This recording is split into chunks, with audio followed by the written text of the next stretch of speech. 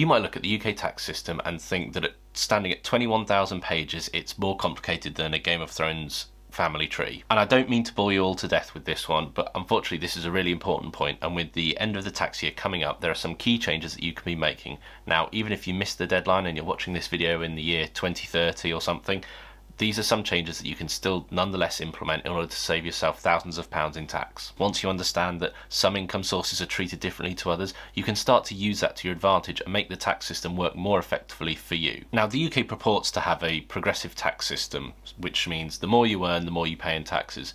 And to some degree that's true, but this is what the tax system should look like, and this is what it actually looks like. See how you have these, what are called fiscal cliffs? So let's just make sure that we're all taking advantage of how the tax system should work. And I think it's safe to say that the UK tax system can be, let's class it as a category 5 mess. Now, one of the reasons why this is so important right now is that a lot of tax bands have been frozen for the last couple of budgets, and so what that means is that as people get pay increases, they are inadvertently getting pulled into higher tax bands and therefore paying more taxes. And as we look at some of these examples, earning more money might actually make you worse off. So let's go into some of the details. Now, the way taxes are calculated can feel like it's more complicated than a Kardashian love triangle, but we're going to be going through some of the real basics here, and then once we've got that foundational knowledge, we'll then move on to some of the more complicated stuff. Everything is time-stamped, so if you feel like you already know this, then feel free to jump ahead. But let's bust this myth right out the gate. Now, some people assume incorrectly that if they get a pay rise, then all of their pay will go into the next marginal tax band. So fundamentally, this is incorrect. So let's just say you're someone who earns £49,000. That makes you a basic rate taxpayer and you pay 20% on your taxes. But if you are fortunate enough to get a pay rise that would take you up to £55,000, then you don't pay 40% on your whole £55,000. You pay the 40% on the difference above the £50,000 threshold. So here are what the tax brackets look like at the moment. So, for example, if you earn £60,000, your first £12,570 are tax-free. The next about £37,500 is taxed at 20%, which is your basic rate. And then the last about 10k you'll pay 40% on. So it is not true to say that if you get a pay rise and you go from one band to another, all of your pay is subject to the new band. That is categorically incorrect. But the problem is ultimately that means that it can be really difficult to get rich just through your salary, because the more you earn, the more you invariably end up paying in taxes. But what you'll also find is that as you move up the tax brackets, there'll be certain benefits which you ultimately lose access to. The higher income child benefit charge is a good example of this. We discussed this in our reaction to the most recent budget, where actually if you make over £50, then you gradually start to lose access to that. But there are some incomes, or there are some benefits where if you earn over £100,000, you immediately lose access, even if you're a pound over. And so these create what are called fiscal cliffs, where just being a pound over a particular threshold means you completely lose access to some of the benefits that the tax system actually has in place. Now, remember earlier in the video when I said not all income is treated equally? I don't want to sound like a donkey with substance abuse issues, but this is what I'm talking about. So if you work, say, through a limited company and you have a £60,000 profit, what you're basically able to do is you're able to deduct your expenses and then you pay tax on the balance. Now, when you're looking at your personal expenses, you get paid, then you pay taxes, and then you have to deduct your expenses. So this is a fundamentally different way when you look at how businesses are taxed versus how income is taxed. One of the other key differences that we should also be looking at is not only do you have all these allowable expenses which are tax deductible, but the rate that you have to pay from a limited company is also much lower. The current rate of corporation tax is 19%. So we've talked about personal income taxes, we've talked about business taxes, and now investors. Now, I think it's fair to say that some investors pay the least amount when it comes to marginal taxes. And this is for a few reasons. The first is capital gains tax. So this is a tax where if you buy something and then you sell it for a profit, you pay tax on your profit.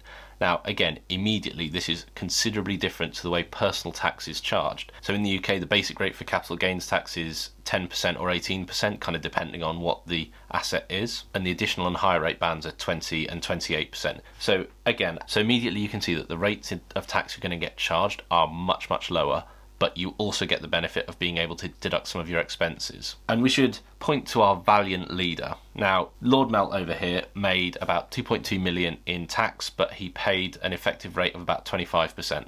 And that's because the majority of his income, about 1.6 million of it, has come from capital gains rather than from income. His income sits at around 330k. And this is where you can really light the bullshit afterburners.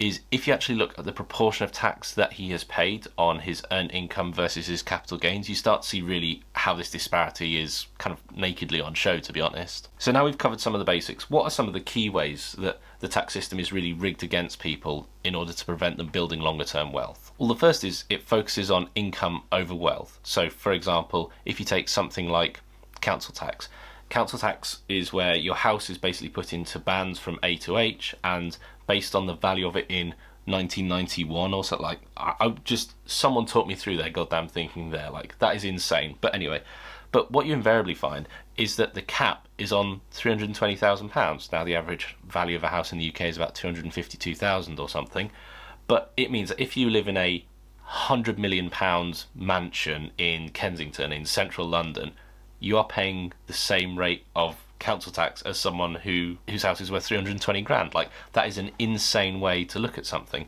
And so people who live in multi-million pound homes, as a proportion of their kind of overall wealth, they're paying a way smaller percent. So whilst it's fair to say that the UK income tax system is kind of progressive despite all these fiscal cliffs, when we look at some of the other taxes outside of income taxes, it's a pretty different picture. Caps, now they've got more caps going on over here than at Yankee Stadium. So what do I mean by that? Well, take for example the social care cap. This is capped at about £86,000, I think.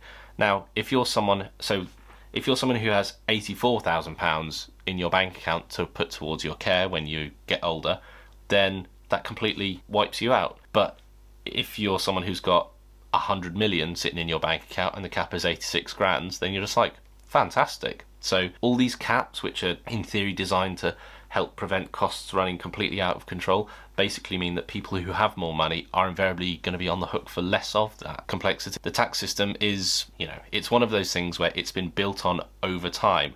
Now, this creates a whole load of potential opportunities for loopholes or for taxes to be superseded with one another. And so this complexity really frankly, it gives rise to the possibility of being exploited, maybe not in an illegal way, but maybe in a sort of abusive way. We've seen plenty of instances over the last few years of people, often celebrities, getting caught out in these tax schemes that may not necessarily be illegal, but they are certainly not, equitable by any stretch of the imagination. So we've talked about how the tax system ultimately stops you from building longer term wealth. We've talked about how income is taxed very differently when compared to businesses or when compared to investment income.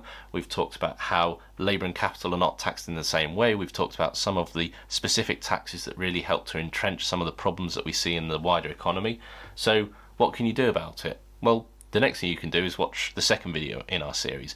In our next video, link will be just here, we're going to be talking about some of the key ways that you can potentially lower your tax bill in the run-up to the new tax year. So make sure you check that out so that you are taking advantage of how the tax system works for you. Thanks very much for watching. Peace.